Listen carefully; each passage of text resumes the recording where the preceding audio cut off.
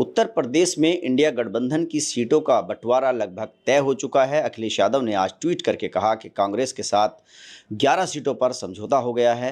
उन्हें 11 सीटें दी जा रही हैं। इससे पहले उन्होंने जो आरएलडी के नेता हैं जयंत चौधरी, उनको 7 सीटें देने का ऐलान किया था। तो अखिलेश यादव ने ट्वीट करके ये जानकारी दी है। इस पर बात करने के लिए हमारे साथ समाजवादी पार्टी के सांसद डॉक्टर एस टी हसन साहब हैं। हसन साहब, इंडिया गठबंधन की सीटों का बंटवारा अब यूपी में हो गया, 11 सीटें कांग्रेस को, 7 आरएलडी को। तो अब किस तरह से आगे बढ़ेंगे? देखिए, हमें पूरी उम्मीद थी।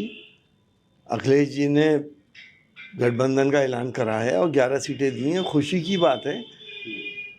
हमारा मकसद तो एक ही है कि सांप्रदायिक शक्तियों को और विघटनकारी शक्तियों को हराना।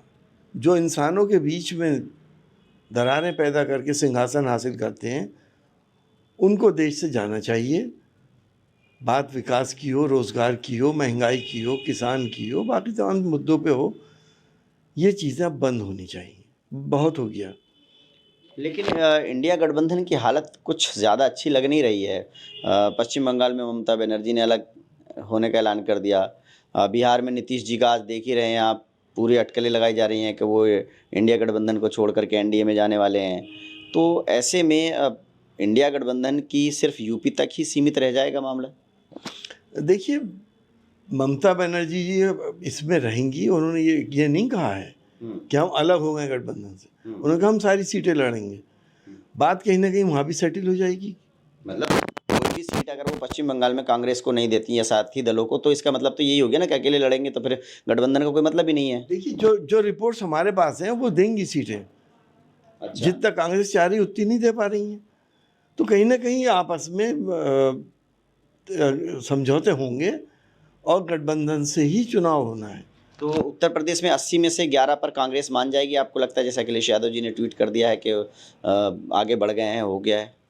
जब अखिलेश जी ने ट्वीट करा है और अब हो गया है, तो मानने के बाद ही तो हुआ होगा।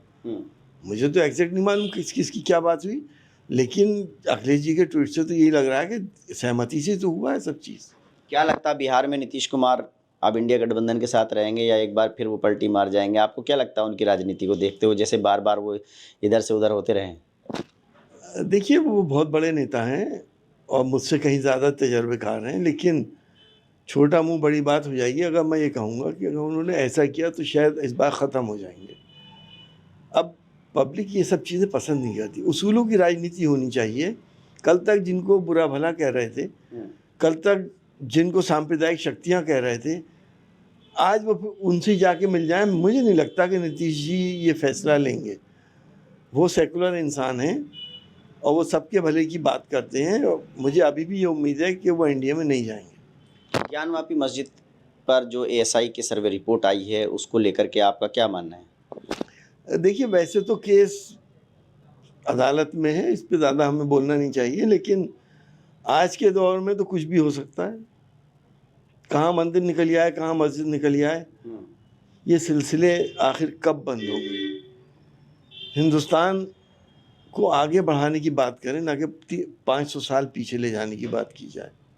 तो इस तरह के जो जैसे वाराणसी की ज्ञानवापी मस्जिद का मामला हो या मथुरा का, तो आप क्या मानते हैं कि इसके सर्वे नहीं होने चाहिए या इस पे जो मुकदमेबाजी हो रही है वो ख़त्म होनी चाहिए?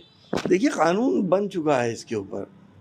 प्लेस ऑफ वर्शिप एक्ट वो इसीलिए बना था क्योंकि जो फैनेटिक्स लोग हैं वो एक के बाद एक कुछ न कुछ बवाल पैदा करने की कोशिश करेंगे। ये 3 जगहों के बाद 3000 मस्जिद भी तो टारगेट हैं।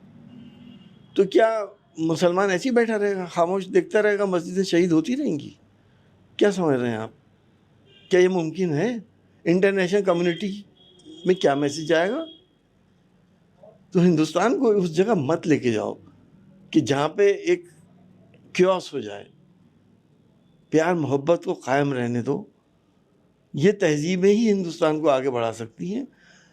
अनेकताओं में एकता हमारी विशेषता है। न ये बर्बाद कोई कर सकता, न ये होगी। बिहार में नीतीश कुमार छोड़ के नहीं जाएंगे इंडिया गठबंधन को? जो खबरें आ रही हैं, आपको लगता है कि वो भाजपा में अब नहीं जाएंगे? देखिए, नीतीश कुमार जी का बहुत बड़ा चांस था कि वो प्राइम मिनिस्टर बनते इंडिया गठबंधन से। वहाँ तो सिर्फ मुख्यमंत्री बनना है साल भर के लिए, उसके बाद क्या होगा? फिर उनकी कितनी सीटें आएंगी, उनकी राजनीति खत्म हो जाएगी। यकीनी तौर पे मुझे ऐसा लगता है। लेकिन मैंने कहा ना, छोटा मुंह बड़ी बात, इसके बाद उनकी राजनीति चल नहीं पाएगी, ख़त्म ही हो जाएगी। अब सीटों का बंटवारा हो गया है, लगभग 11 और 7 18 दे दें तो 62 सीटों पर क्या समाजवादी पार्टी अकेले लड़ेगी? जाहिर है अकेले क्या, सब साथ मिलकर लड़ेंगे। कांग्रेस हमारे साथ कंधे से कंधा लगा के लड़ेगी, जहाँ कांग्रेस के होंगे वहाँ हम उनके साथ कंधे से कंधा लगा के लड़ेंगे। समाजवादी पार्टी के सांसद का कहना है कि गठबंधन की सीटों का बंटवारा हो गया है, ये अच्छी बात है। और वहीं जो बिहार में नीतीश जी का मामला चल रहा है, उसमें उनको लगता है कि अगर नीतीश यादव भाजपा के साथ जाते हैं तो उनकी राजनीति खत्म हो जाएगी। Ubaidur Rahman, ABP news network, Moradabad.